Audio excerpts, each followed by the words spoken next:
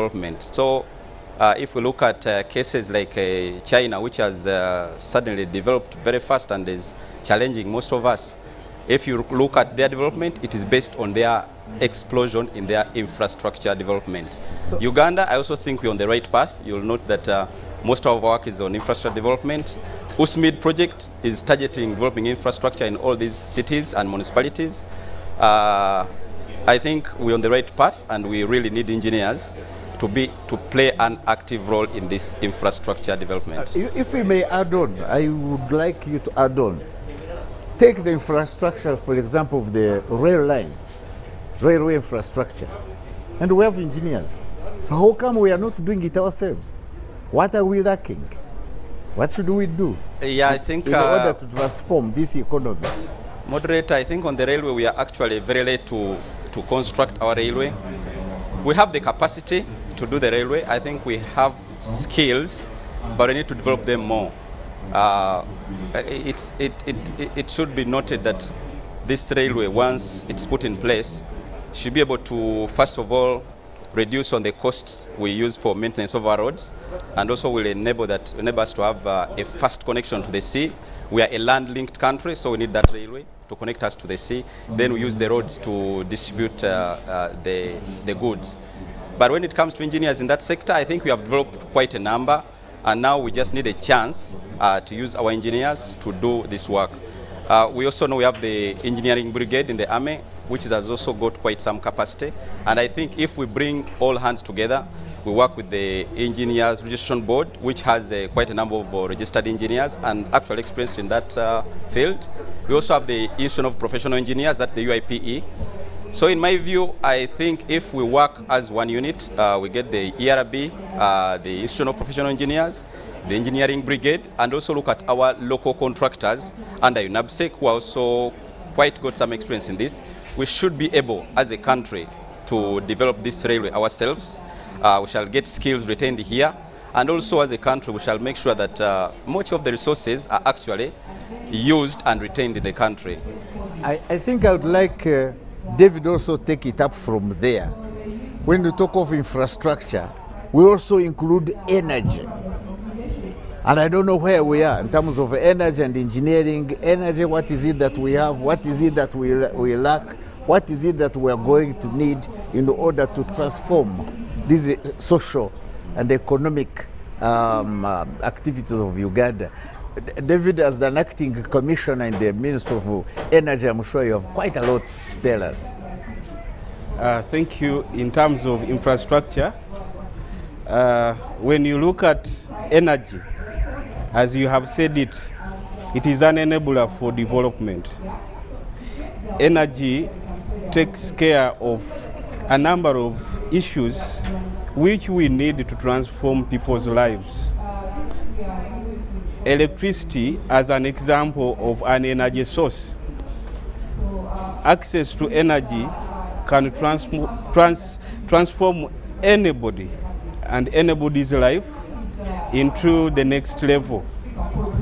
Right now, when you look at hydropower plants which are being developed, they are based on the availability of engineers. If the engineers don't design the dams, then we will not realize the hydropower plant.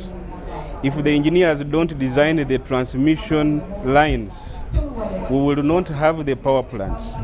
If the engineers don't design the distribution lines, we will not have the electricity distributed to the consumer. If the engineers don't come up with the technologies to actually get this electricity to the very final consumer, look at the metering technology, communication technology needed for metering this electricity, you'll find that actually consumers will still not have access. So you need interventions of engineers at any stage of electricity infrastructure. Look at transport. We need fuel, and we only get crude oil as the resource. You need this fuel refined into usable fuels. So crude oil has got to be transformed into usable fuels, and this is the role of engineers to transform the crude oil into usable fuels. Let's get back to the So- basic person in the village. Yes. Fuels, you are talking about fuel. Please get us there.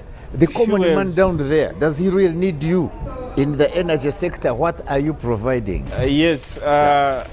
Sorry about the complicated terms. Yeah. I'm talking about kerosene, Aha. the usual paraffin we use. I'm talking about petrol we use in our vehicles. I'm talking about diesel we use in our vehicles. If we do not have engineers to handle all these kind of technologies, to produce petrol, to produce diesel, we will not have goods moved easily if we are talking about road transport. And if you don't have electricity, you will not have these fuels again processed into the final products as you see them. Therefore, an engineer has a very big role to play there. Let's talk about the basic science of cooking. Yeah. If engineers do not devise means of producing the heat required for cooking, or do not devise means of using electricity to cook, then the common person, the common Ugandan may not be able to cook. So it is the role of engineers to make sure that all of these are available. We hear about those energy-saving stoves. We hear about the world worried that the trees are being cut, and when they are cut, we are affecting the environment. So what is the role there of the engineers? Are you giving us more efficient stoves? Are we anywhere in how does the engineering come in to transform that social aspect of the downtrodden wananchi who need us? Well, I think it is a very important question to think about. Of course, my perspective is that us being an agricultural economy, we need to preserve the environment. When you look at Uganda, according to our energy balances, 86% of the energy consumed is actually biomass. That means if you are consuming biomass, you must cut down a tree, and that is very dangerous. Engineers must come on board to devise means of transforming the practice of, is it possible, for example, to cook with electricity or other alternative energies? Okay. We have heard of briquettes, we have heard of biogas, we have heard of LPG, or call it gas cooking. Today we can even cook using solar technology. So it is the role of engineers, because you cannot say stop cooking using biomass without providing a solution. Therefore, as engineers, it is our role to make sure that technology is available. Fine. And at first I talk about economical. It should be cost effective. So it is our role not to devise technologies which are not expensive or which are easily adaptable to every Ugandan. I hope I've tried to answer your question. Thank you very much, David. Now I think we get back to the drawing table, because you are talking about engineers. And I'm getting to a lecturer, one who brings up engineers, teaches them, nurtures them, brings them on board. But while some are already with you, Kathy, there are those who are down there as children, as youth. They are in the secondary schools. How do they know how to get towards engineering? And I'm sure they are together with the teachers and the parents. Maybe you can enlighten us a bit of the career guidance. What do they need to know if they are going towards engineering? Yeah. Now, oftentimes when we hear of the release of P7 results, we hear the best performing children saying, I want to be an engineer. Sometimes they don't even know what engineering is about, but they have heard about an engineer, maybe somebody who made something that was brought to their home and delivered, and he had the father call him an engineer and he admired. So first of all, for any profession, I think children begin by admiring the profession. And how do they get to admire? When they see a person practicing that. But sometimes even when they see, they run away, like when children see a doctor in hospital and soon a nurse comes, injects them, they say no, they run away. But when the doctor is looking appealing, they want to be there. And oftentimes today, the children who are privileged to be exposed to technology, they have seen things. I have a 4-year-old nephew who is into robotics. He meets you, he wants you to buy him a robot. And I'm getting to feel that maybe something is coming up in that little boy.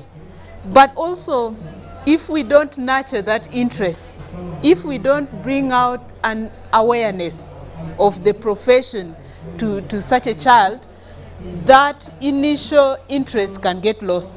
So children oftentimes choose to be engineers when they have a relative, maybe even a father, a mother, an uncle who is an engineer. They have a family friend who is an engineer, or they have known of somebody famous who is an engineer. So they get to develop that interest. Some of them hear about engineering from school.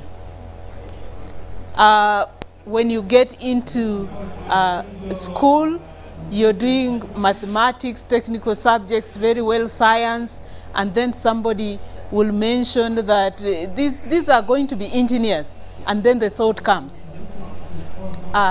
Some may hear from the media, okay? This is engineering. Today, some may be hearing us, and they will say, I want to be an engineer like that lady, like that gentleman, okay? So we need to be intentional also in developing this interest.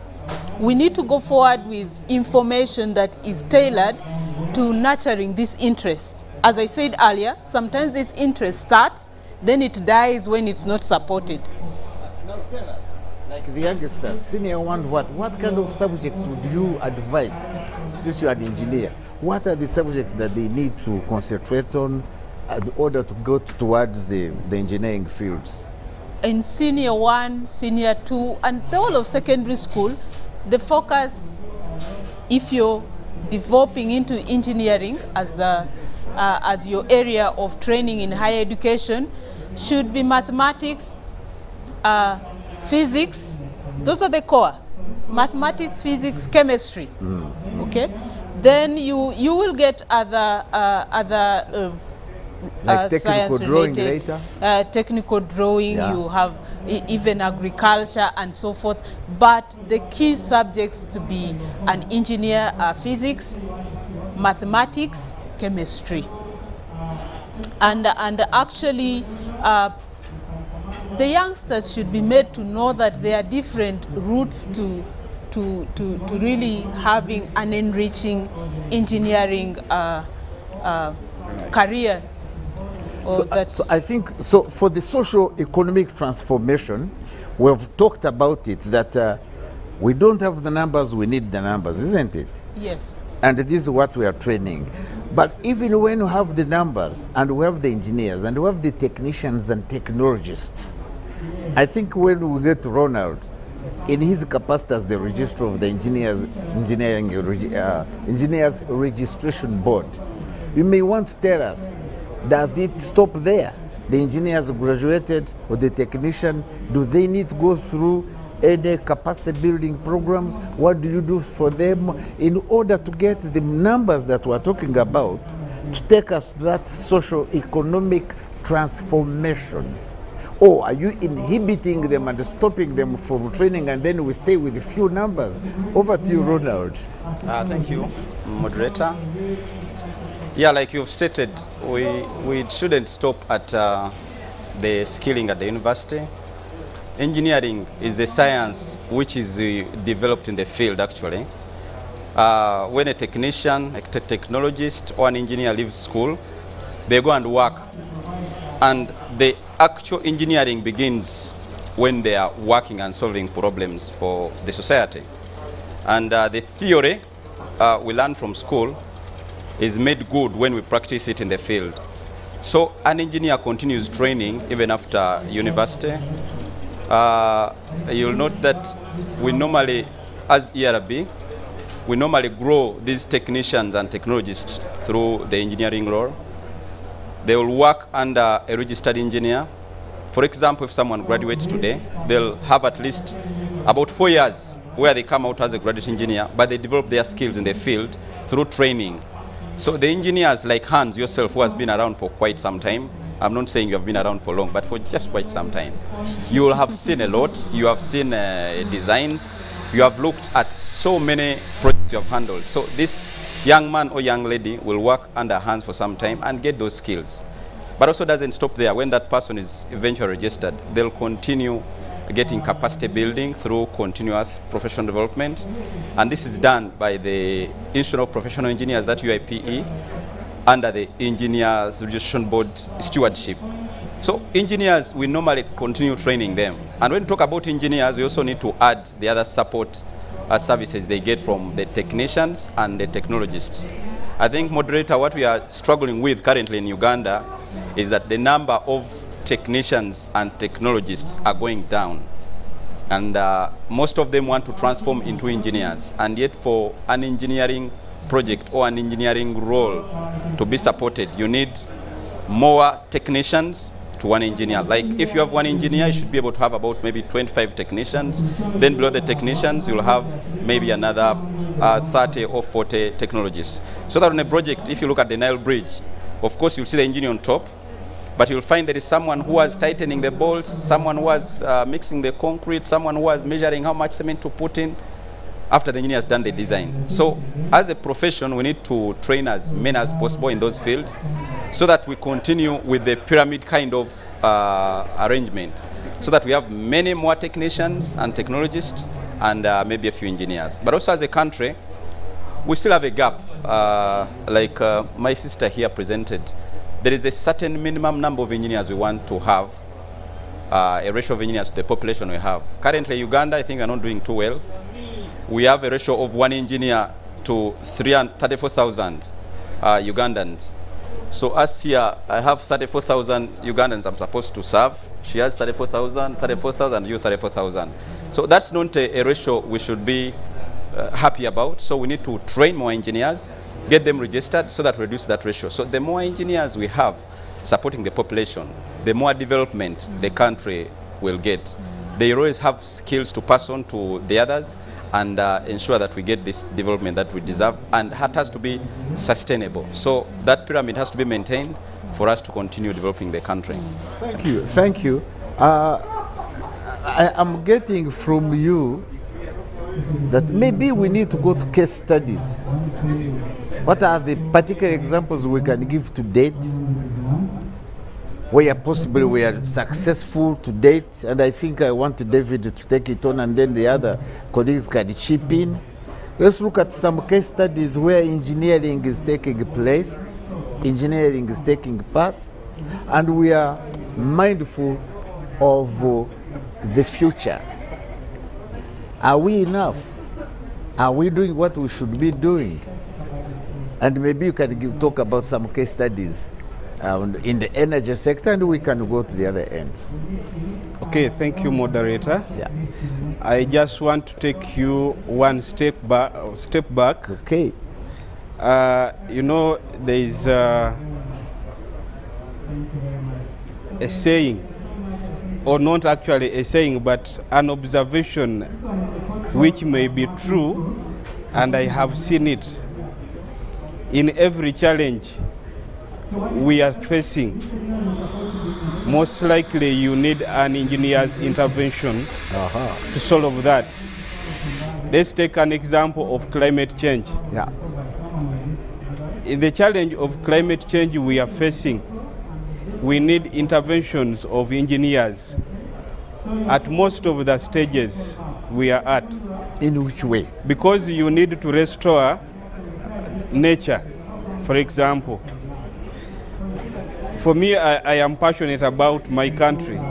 We are an agricultural economy. We grow crops, we rear animals. Agriculture depends on the availability of rain and also some bit of sunshine when you need it.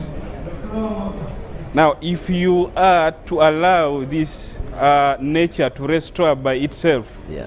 then you need engineers' interventions to design new systems, come up with new technologies to change the status quo.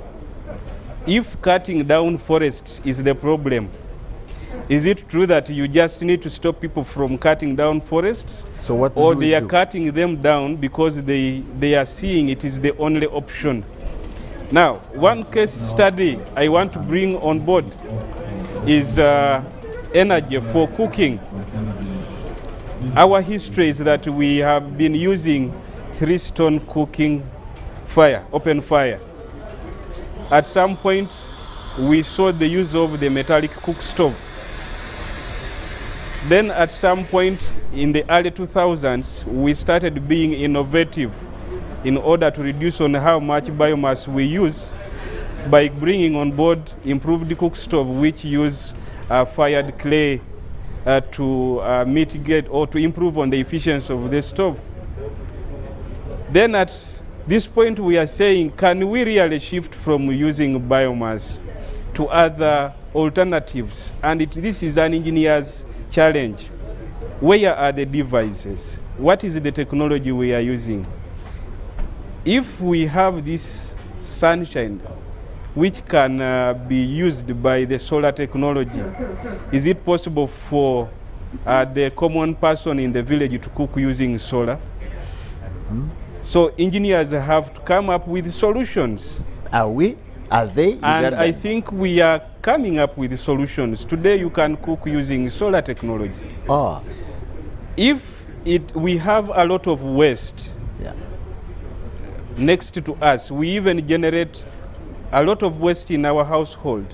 Can we have technologies to convert this waste into energy for cooking? We have seen people come up with technologies for biogas generation, which can be used for cooking, and these are engineers' challenges. Are you telling us that to date, Yes. we can use waste? Exactly. Aha. These are the case studies we are. Now we also have seen briquettes. Some of us have used them, and we know they work. What are briquettes? Briquette is charcoal made out of waste by compacting the different waste you have and make it charcoal. So we have seen this biomass which has been compacted into fuel for cooking. We also have our oil in the Albertine Graben coming out soon. Yeah. And therefore we should expect LPG. Therefore, where are the engineers to leverage on these opportunities? We have to come up with technologies, innovations to allow the common person have alternatives. And in this way, if we start shifting people from using biomass, then the forests will regenerate by themselves naturally. And one day we will go back to our original climate conditions. Thank you. I want to add on one Please. small thing. Please do. Energy for transport. Initially, I brought out the issue that transport uses fuel, and these fuels are transformed into usable products like petrol and diesel by engineers. Is it possible, because consumption of fuels is a contributor to climate change Yeah. by emitting those dirty gases into the atmosphere, we are affecting the environment. As an engineer, I am tasked to come up with new ways of moving goods. And a few hours ago, we saw some innovations on electric mobility, using electricity to move. Today, vehicles are electric, and there's nothing which is stopping us from adapting to this so that we can have clean cities. Thank you, thank you. Thank you. I think now we've talked about the engineers. Kathy, take us the engineers, women engineers. Here we are saying we don't have enough numbers. Yes. But let us wonder whether we have enough numbers when we come to women engineers. What is happening in that aspect of engineering? What do we need to do if we think that they are part and parcel of what helps us to get the socio-economic transformation? What's on the ground and what do we need? Thank you, moderator. When you talk of women engineers, I am glad to say that we are having an improvement. For me, today, when I compare the class I attended as an undergraduate student and the class I have today that I teach, there are more female students, but still the number is low. In a class, you will find 10% are women, and yet on the other side, we say that women are more than men in this community. And when we talk of socio-economic transformation, if you look at our community, there is a lot of burden on a woman. And I believe when we increase the number of women engineers, they will understand better how to improve their situation on the other side.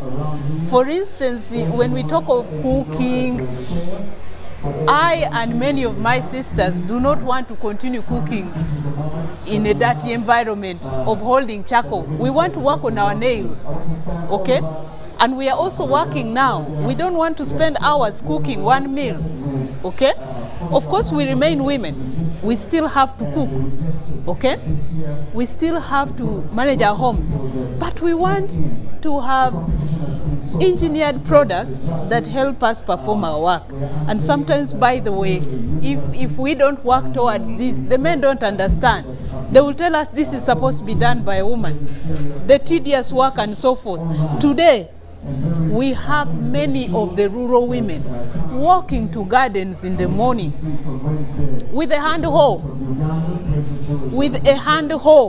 digging one hole at a time, spending hours in the garden. Their backs are getting, you know, when they get older, they are always complaining of the back. And I believe it has come from a long time of digging with the hand hoe, the posture. Right. You know, so when we have more women in engineering, we look at how to what? Improve the situation.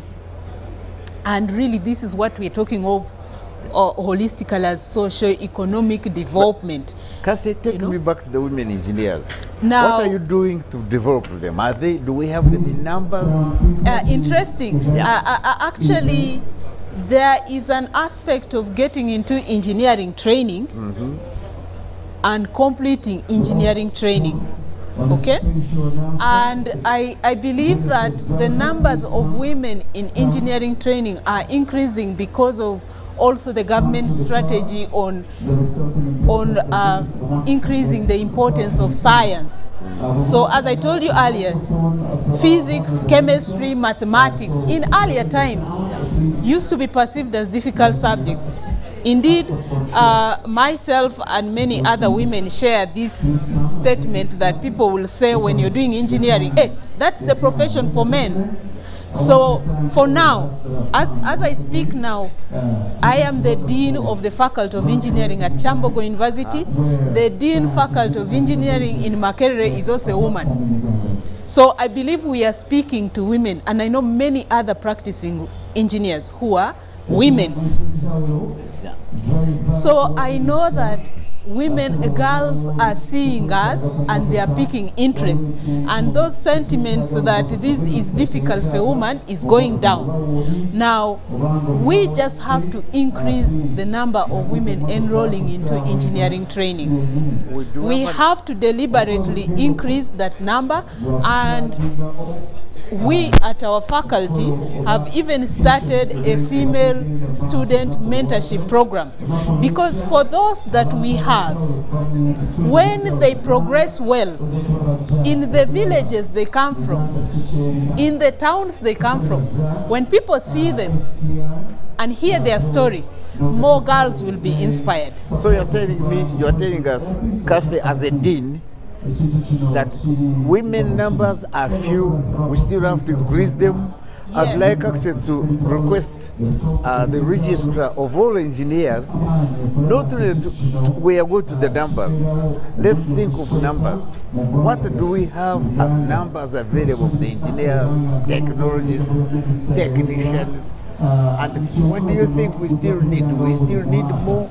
Please, let's delve a little bit into numbers, what we have on board, and then we shall go to how do we get them. Thank you, Hans. I want to begin from where Catherine has stopped. Actually, lady engineers do wonders when they are given assignments. Like you have noted, they are now leading engineering at our most prestigious institutions of learning, Makerere and Kyambogo. And when they decide to do something, the lady engineers, they do it to perfection. I think that's a gift God gave to ladies more than us. I don't know why God actually gave them much more in that area than us. If we can petition him, he could add us some more. But whatever they do, when they decide to do it, they do it passionately and they deliver it. We also know the head of UCC. She's a lady engineer, Irene Kagwase Wankam, and we see how she has managed to handle that very delicate and very difficult and very technologically sophisticated institution. So lady engineers are doing wonders, but when you come to our register of engineers in Uganda, we are not very proud to tell you that they are less than 10%. 10% are the engineers we have on the register. If we talk in terms of numbers, we are talking about 100 engineers on a register, which is just over 1,000 active. So more than 900 are men, and the 100 are ladies. So but it's just a tenth. It's just a tenth. 10%. Yeah, but what is encouraging is that those 100, where they are, they are very, very impactful. What they are doing is being felt. Recently, I have seen a number of them actually in districts. We have district-led engineers who are heading the district local governments as the engineers, even municipalities, including out some of the new 115 cities. or so districts.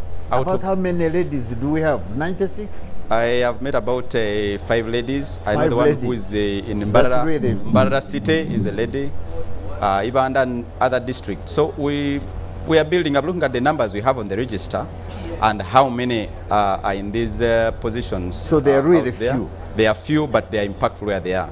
So Take- as a Take us country, to the general membership. so the general membership numbers, of yes. engineers, numbers, we are not proud in Uganda and in the community of West Africa. We have, I think the least number of engineers registered, 1,400. 1,400 is what we have currently on our register. Yeah. And we have been around since 1969. If we compare with Kenya, Kenya is at about 2,500. Tanzania is beating all of us. There are over 5,000 engineers registered in Tanzania. And Rwanda is about 1,400 as well. So our numbers, though are low, we are trying to build them up, but also I think it's also a challenge in the community and in the developing world that we have much lower numbers of engineers. So as a body, ERB, and of course in the community under the mutual recognition agreement where all registrars of the community are working, we are trying to boost these numbers of engineers because we all know for us to develop as a region and as a country, we need engineers at the helm of our socio-economic development. Like most of my panelists have presented, you'll notice that the engineers are needed in every aspect of our development: agriculture, infrastructure, universities, manufacturing. Everywhere we need engineers. So we need to build numbers, and as a board, we are doing more training. We are working with the Institute of Professional Engineers to identify engineers, especially as they leave universities. We have also noted the gap of technicians and technologists who have been practicing but were not registered. So we have started to get them registered. We are regulating them so that we can build from the technicians, from the technologists, and we get as many more engineering professionals as possible. So the board is on the right path to increase these numbers. Now tell us, I think we have agreed, or we have told the public, that there's a big role engineers need to play. You're talking of 1,500 registered engineers, but you're saying those are too few. You're saying you should get towards 5,000, 10,000. Yeah. What is stopping the Engineers Registration Board? What is stopping the engineering Uganda Institution of Professional Engineers? What are the problems that you need to surmount in order to get enough numbers of the engineers, technicians, and technologists so that you can move the country to achieve this socio-economic, if we are going to use science, technology, and innovation as the theme of this discussion is? Moderator, thank you for that. Initially, we had one university. Come again? Initially, we had one university, which was Makerere, so we are training few. Then we got a second one, Chambogo. Now we have quite a number of engineering universities, and all these are accredited now with National Council for Education. So with the increased number of universities, we should be able to churn out a good number of engineers. And when we churn these out and we give them chance, one of the challenges now we had, which we need to look at and how to handle them, when we churn out these engineers, they need to get chance. They need to get an opportunity to work in the field. Our government, and especially this ministry, can lead, the Ministry of Science and Technology.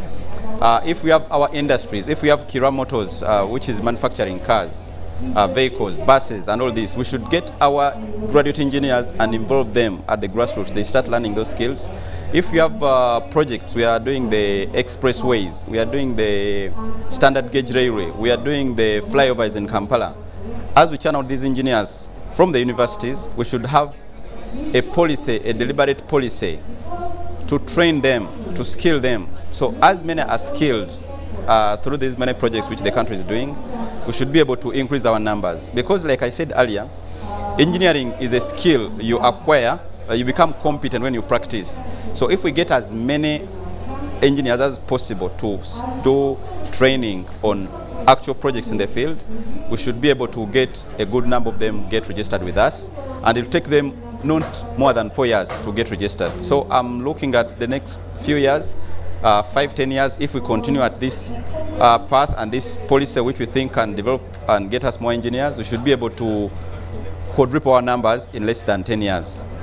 Thank you. I think I want to get to David, since you are more or less in the Ministry of Energy, in the ministry.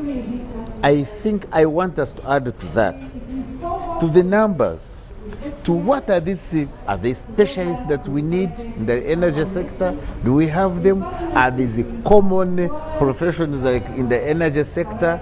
But are they enough in order to move towards this socio-economic transformation? What would you be saying that we need, the ministry needs, and actually Uganda needs? Thank you so much. He has hinted on a very important point. Since 1969, there has been engineering training. Yeah. We have civil engineers, we have mechanical engineers, we have electrical engineers, and all other engineering fields which have emerged. Yeah.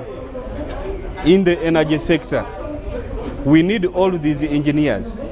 We need all of them.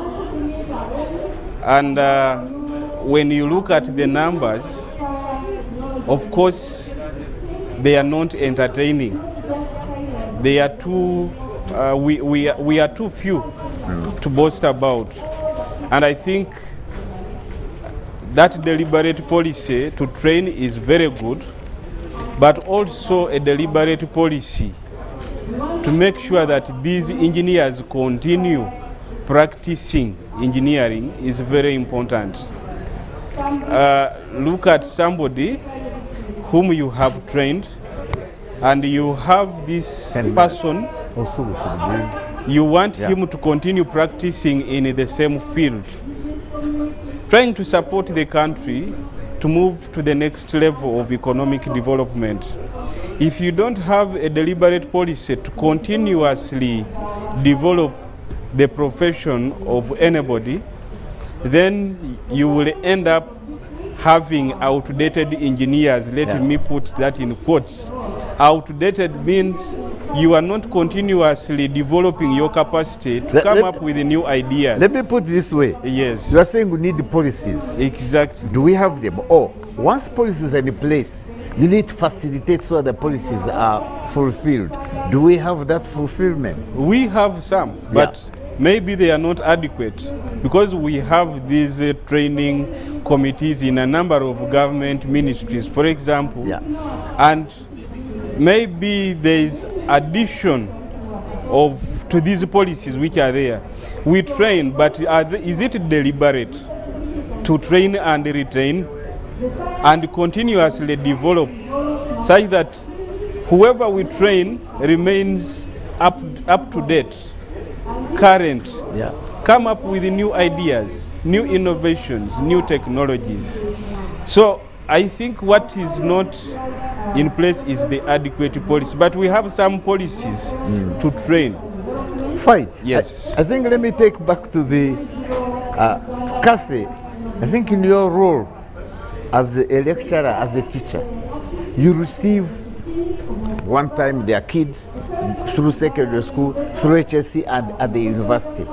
And as we know, engineering, if you didn't have good laboratories down there, or at the university level, or anywhere, if you didn't have good teachers, if you didn't have, do you feel that the crop you have, do you feel that the facilitation that you have from the university down, backwards, are they enough to get us towards the social and economic transformation of having the good engineers we're talking about, the good technologists and technicians? By the way, technologists and technicians, we talk about people who have got diplomas, who are doers, who have got certificates, and they are the hands-on. Then they work hand in hand with engineers. Tell me your shortfalls that you think government or policymakers should work on. I need to start by appreciating before I raise the problem. Recently, the government ran a project of equipping science training facilities in all public universities. Five public universities benefited from this HASTE 5 project. And the engineering and science training facilities were equipped. But as you've said, it's not enough. It's not enough. And just as Engineer Birumas said, we need updated engineers. At the university, for instance, we train, but we also carry out research.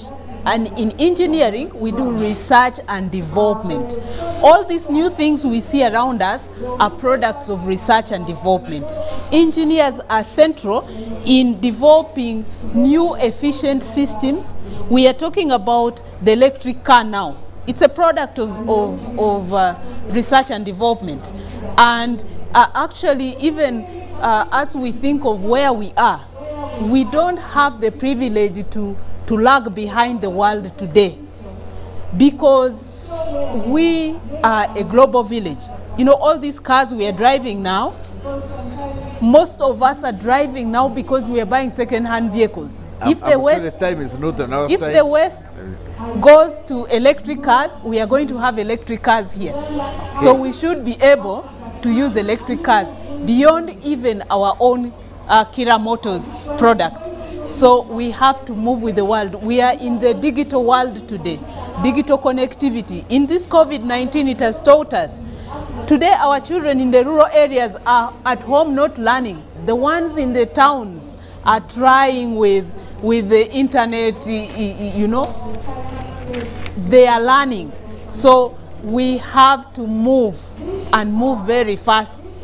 And as engineers, we are central in this. I would like to and thank our facilities for training, I know that they are not sufficient, even not, we don't even have the basic in some cases, but we have to be deliberate and improve our training. Thank you because very much, human Kathy. capital development is very important. Thank you very much, Kathy. Time is not on our side. Would like to end up this panel of discussion. We've discussed the role of engineering in the social and economic development, transformation, and we have labored to show that engineering is very important. Engineers are needed. I think I want to give each of you, the panelists, Engineer Ronald Namutebi of the Registrar Engineers Registration Board, 1 minute to sum up.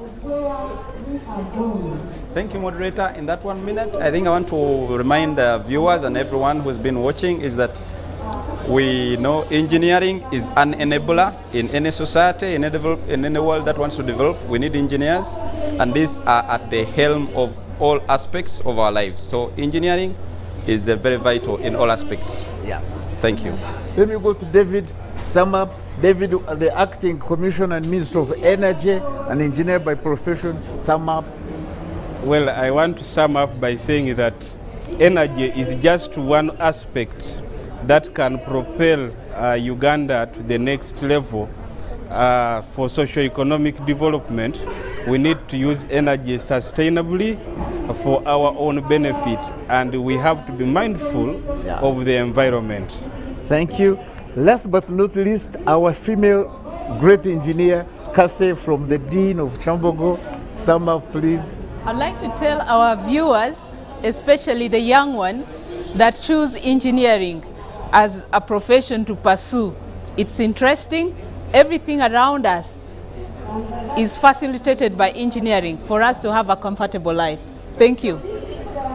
Being your moderator, Engineer Hans JWB Mwesigwa, I do sincerely believe that it's high time Ugandans, spearheaded by engineers, technicians, and technologists, developed the habit of modernizing our indigenous construction methods, manufacturing, production, and utilize our locally available resources of land, manpower, and materials. And we thank you very, very much, viewers.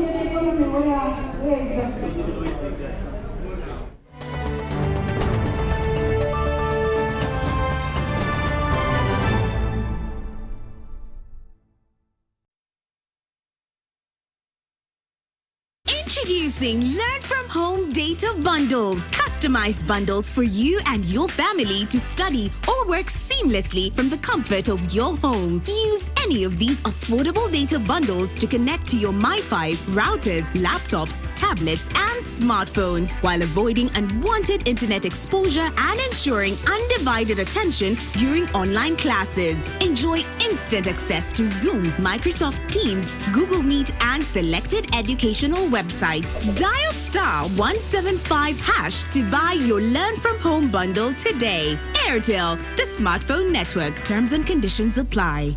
The program lineup on UBC. Brought to you by Roofings, Strength of a Nation.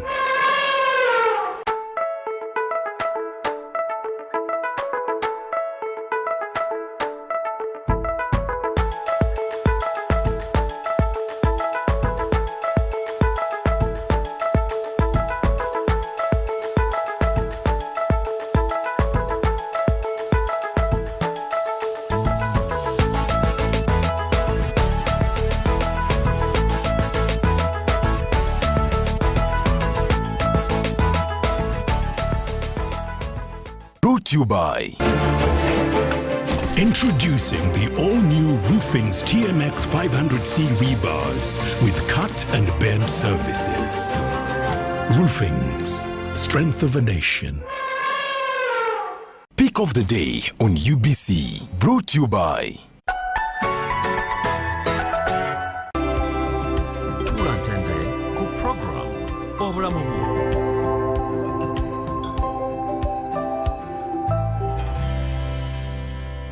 Was brought to you by Just use MTN to make calls, send SMS, load airtime, buy bundles, or pay for MTN subscription services. Everywhere you go, MTN.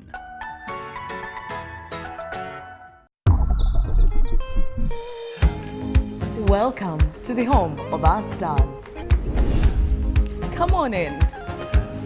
We have our movies, gossip, reality,